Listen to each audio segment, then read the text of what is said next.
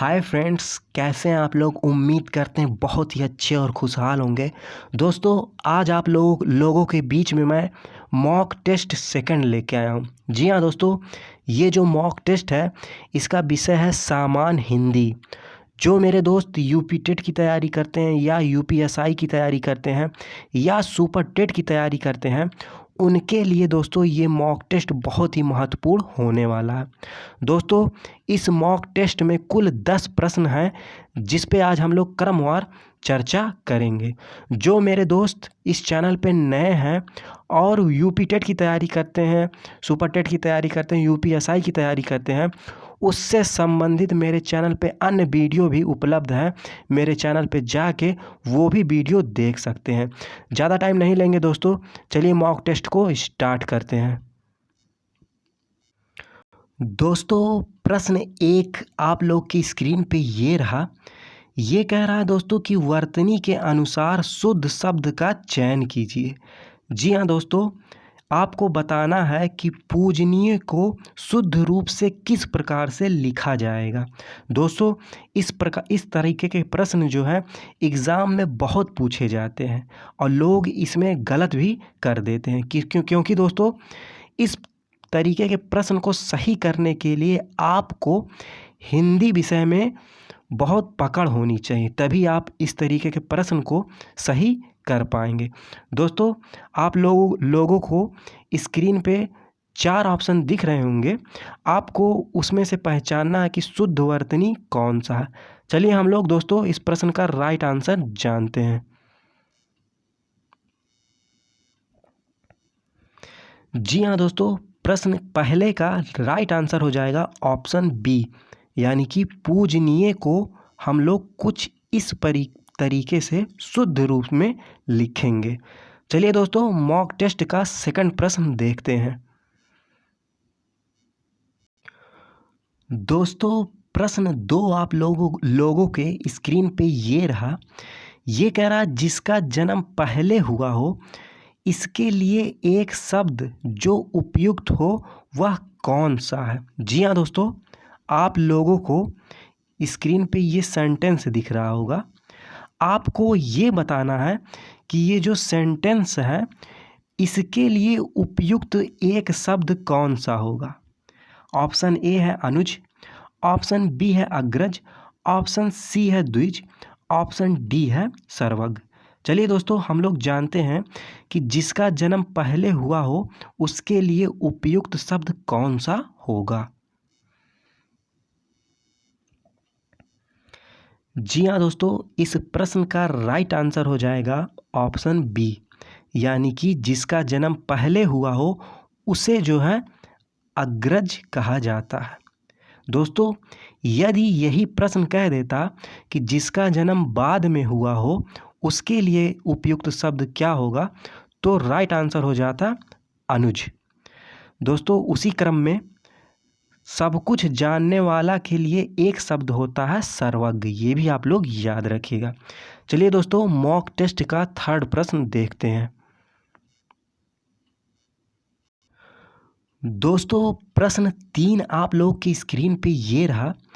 ये कह रहा है दोस्तों कि अनुनासिक व्यंजन कौन से होते हैं। जी हाँ दोस्तों, आपको पहचानना है कि अनुनासिक व्यंजन कौन से होते हैं। ऑप्शन ए कह रहा कि वर्ग के प्रथमाक्षर, ऑप्शन बी कह रहा वर्ग के तृतीयाक्षर, ऑप्शन सी कह रहा वर्ग के चतुर्थाक्षर, ऑप्शन डी कह रहा है वर्ग के पंचमाक्षर। चलिए दोस्तों, हम लोग जानते हैं कि अनुनासिक व्यंजन कौन से होते हैं। जी हाँ दोस्तों, प्रश्न 3 का राइट आंसर हो जाएगा ऑप्शन बी, यानी कि वर्ग के पंचमा अक्षर जो होते हैं वो अनुनासिक व्यंजन कहलाते हैं। पंचमा दोस्तों, जैसे ये भी आप लोग समझ लीजिए, जैसे का खा गा घा अंगा, जो ये अंगा है ये अनुनासिक व्यंजन कहलाएगा। उसी प्रकार दोस्तों चा छा जा झा इया, जो इया लास्ट यानी कि 5वां अक्षर है वो अनुनासिक व्यंजन कहलाएगा। दोस्तों, सामान्य रूप से अनुनासिक व्यंजन में उच्चारण में हवा मुंह के साथ साथ नाक से भी निकलती है। ये भी आप लोग याद रखिएगा। दोस्तों ये जो प्रश्न था बहुत ही महत्वपूर्ण प्रश्न था एग्जाम की दृष्टि से। चलिए दोस्तों हम लोग प्रश्न 4 देखते हैं। दोस्तों प्रश्न 4 आप लोगों के स्क्रीन पे ये रहा। ये कह रहा है दोस्तों कि इनमें संयुक्त व्यंजन कौन सा है। जी हाँ दोस्तों, आपको पहचानना है कि ये जो ऑप्शन दिख रहे हैं आपको, इसमें संयुक्त व्यंजन कौन सा है। दोस्तों इस तरीके के प्रश्न भी एग्जाम में बहुत पूछे जाते हैं। ऑप्शन ए है ढा, ऑप्शन बी है ड़ा, ऑप्शन सी है माँ, ऑप्शन डी है ज्ञा। चलिए दोस्तों हम लोग जानते हैं कि संयुक्त व्यंजन इसमें कौन सा है। जी हाँ दोस्तों, प्रश्न 4 का राइट आंसर हो जाएगा ऑप्शन डी, यानी कि ज्ञा। ज्ञा जो शब्द अक्षर है दोस्तों, ये संयुक्त व्यंजन होता है। सामान्य रूप से संयुक्त व्यंजन दोस्तों 4 प्रकार के होते हैं, ये भी आप लोग याद रखिएगा। और कौन कौन से हैं दोस्तों, ये भी आप लोग जान लीजिए। छा, त्रा, ज्ञा और स्रा।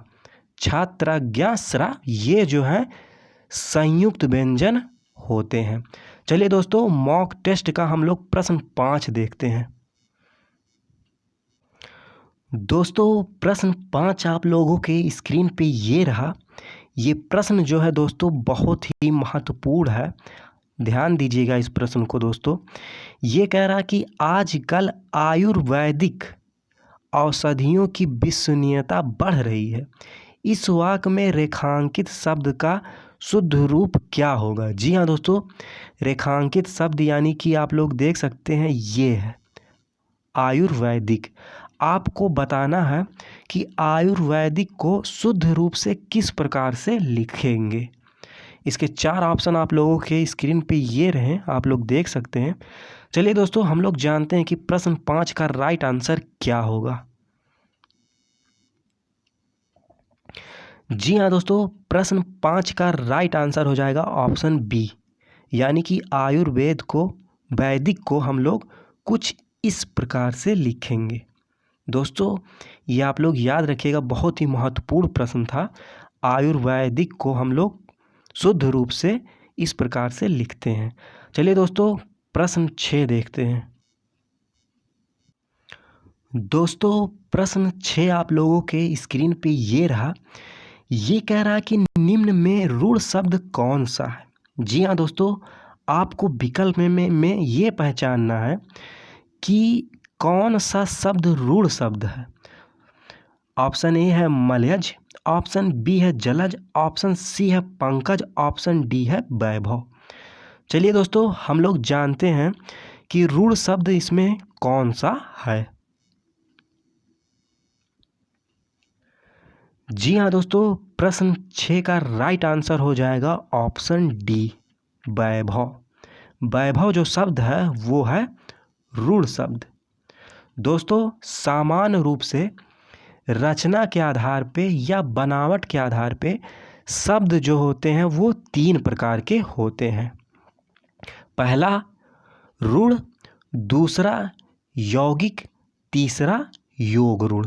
दोस्तों आप लोगों को विकल्प में जो जलज दिख रहा है और पंकज दिख रहा है, ये उदाहरण है योग रूढ़ के।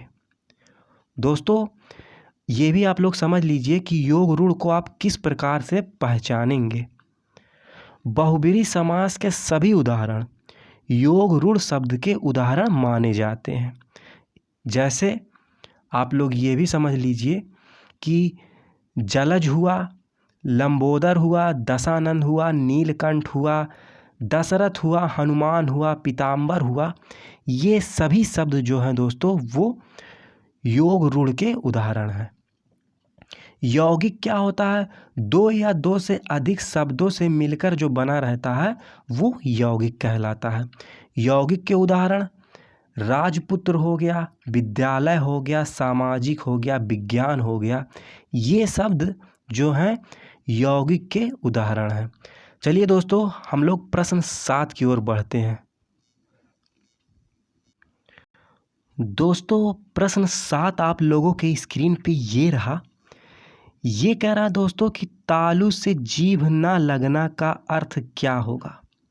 जी हाँ दोस्तों, ये सेंटेंस दे दिया गया है यहाँ पे, यानी कि एक वाक्य दे दिया गया है। आपको बताना है कि इसका अर्थ क्या होता है, यानी कि तालू में जीभ ना लगना का अर्थ क्या होगा। ऑप्शन ए कह रहा भूख से तड़पना, ऑप्शन बी कह रहा प्यास से परेशान होना, ऑप्शन सी कह रहा चुप ना रहना, ऑप्शन डी कह रहा स्वाद ना मिलना। चलिए दोस्तों, हम लोग जानते हैं कि प्रश्न 7 का राइट आंसर क्या होगा। जी हाँ दोस्तों, प्रश्न 7 का राइट आंसर हो जाएगा ऑप्शन सी, यानी कि तालू में जीभ ना लगने का अर्थ होता है चुप ना रहना। दोस्तों ये बहुत ही महत्वपूर्ण प्रश्न है एग्जाम की दृष्टि से। चलिए दोस्तों, प्रश्न 8 देखते हैं। दोस्तों प्रश्न 8 आप लोगों के स्क्रीन पे ये रहा। ये कह रहा है कि बैताल पच्चीसी के रचनाकार कौन है। जी हाँ दोस्तों, रचना दे दी गई है, आपको बताना है रचनाकार कौन है। ऑप्शन ए है लल्लू लाल, ऑप्शन बी है सदन मिश्र, ऑप्शन सी है नाभादास, ऑप्शन डी है सुरती मिश्र। चलिए दोस्तों, हम लोग जानते हैं कि बैताल पच्चीसी के रचनाकार कौन है। जी हाँ दोस्तों, प्रश्न 8 का राइट आंसर हो जाएगा ऑप्शन डी, यानी कि बैताल पच्चीसी के रचनाकार जो हैं वो हैं सुरती मिश्र जी हैं। चलिए दोस्तों, मॉक टेस्ट का क्वेश्चन नंबर 9 देखते हैं। दोस्तों प्रश्न 9 आप लोगों की स्क्रीन पे ये रहा। ये कह रहा है कि बूंद अघात सह ही गिरी कैसे, खल के वचन संत सह जैसे। इस पंक्ति में कौन सा अलंकार का प्रयोग हुआ है। जी हाँ दोस्तों, आप लोगों की स्क्रीन पे दिख रहे होंगे ये पंक्ति, तो आपको पहचानना है कि इसमें कौन सा अलंकार है। ऑप्शन ए कह रहा विभावना, ऑप्शन बी कह रहा दृष्टांत, ऑप्शन सी कह रहा रूपक, ऑप्शन डी कह रहा उपमा। चलिए दोस्तों, हम लोग जानते हैं कि प्रश्न 9 का राइट आंसर क्या होगा। जी हाँ दोस्तों, प्रश्न 9 का राइट आंसर हो जाएगा ऑप्शन बी, यानी कि दृष्टांत। ये जो पंक्ति दी गई है थी दोस्तों, इसमें दृष्टांत अलंकार है। दोस्तों दृष्टांत अलंकार की पहचान चिन्ह क्या होती है ये भी आप लोग जान लीजिए। उपमेय उपमान में बिंब प्रतिबिंब का भाव होता है, तो वहाँ पे दृष्टांत अलंकार होता है।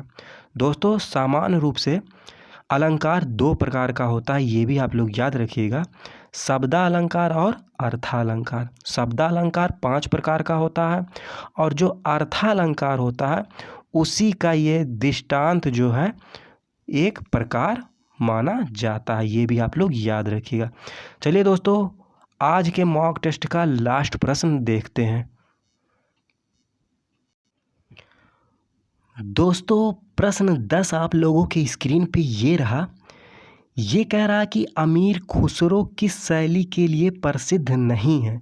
जी हाँ दोस्तों, यहाँ पे कह रहा प्रसिद्ध नहीं है। प्रश्न को दोस्तों जब भी आप लोग जाइए एग्ज़ाम में बहुत ही अच्छे से पढ़िएगा, क्योंकि नहीं जिस प्रश्न में रहता है वहाँ लोग प्रश्न को गलत करके चले आते हैं। तो दोस्तों ये प्रश्न कह रहा अमीर खुसरो किस शैली के लिए प्रसिद्ध नहीं है। ऑप्शन ए है गज़ल, ऑप्शन बी है पहेलियाँ, ऑप्शन सी है गीत, ऑप्शन डी है खालिक बारी। चलिए दोस्तों, हम लोग जानते हैं कि प्रश्न 10 का राइट आंसर क्या होगा। जी हाँ दोस्तों, प्रश्न 10 का राइट आंसर हो जाएगा ऑप्शन सी, यानी कि गीत। गीत के लिए अमीर खुसरो जी प्रसिद्ध नहीं है। दोस्तों ये था प्रश्न 10 का राइट आंसर, यानी कि गीत। दोस्तों ये था आज का मॉक टेस्ट। दोस्तों आप लोगों के कितने प्रश्न सही हुए हैं इस मॉक टेस्ट में, आप लोग कमेंट करके ज़रूर बताइएगा। दोस्तों यदि वीडियो अच्छी लगी हो तो वीडियो को लाइक करिएगा, अपने दोस्तों के साथ इसको शेयर कर दीजिएगा। जो मेरे मित्र इस चैनल पे नए हैं इस चैनल को सब्सक्राइब कर लीजिएगा, क्योंकि मैं ऐसे ही और भी वीडियो अपने चैनल के माध्यम से लाता रहूँगा, जिससे आप लोगों की यूपी टेट की तैयारी हो या यूपीएसआई की तैयारी हो या सुपर टेट की तैयारी हो, बहुत ही शानदार तरीके से हो सकेगी और आप लोग सरलतापूर्वक एग्ज़ाम को पास हो जाएंगे। दोस्तों इस वीडियो में यदि कोई त्रुटि हुई हो तो उसके लिए मैं क्षमा चाहता हूँ। लास्ट तक वीडियो को देखने के लिए बहुत बहुत धन्यवाद। आभार। जय हिंद।